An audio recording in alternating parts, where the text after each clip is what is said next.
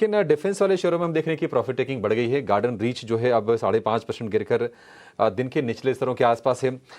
Bharat electronics यानी कि BL भी कमज़ोर है, भारत डायनेमिक्स में कमज़ोरी है।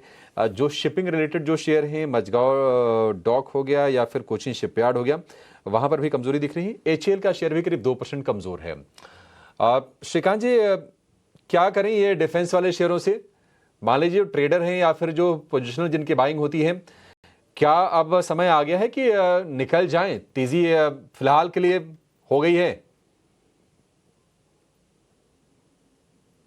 तो देखिए अभिषेक जी, वैसे इनमें जो एक मोमेंटम था उस मोमेंटम को डेफिनेटली ब्रेक लगते हुए दिख रहा है।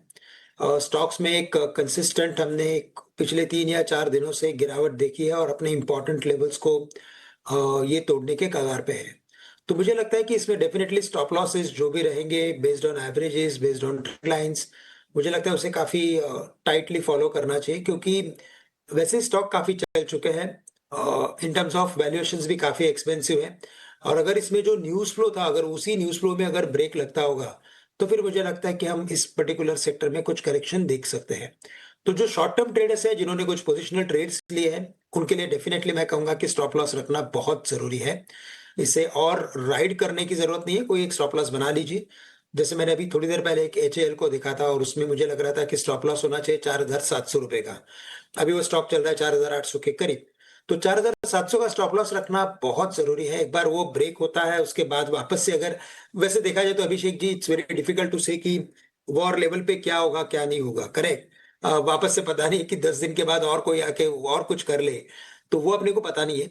लेकिन जब पता नहीं होता है, जब काफ़ी अनसर्टेनिटी होती है, that time it is very, very crucial to keep a stop loss. बिल्कुल, बिल्कुल स्टॉप लॉस रखने की सलाह है। और श्रीकांत जी, किसको पता है मार्केट का कल क्या होगा?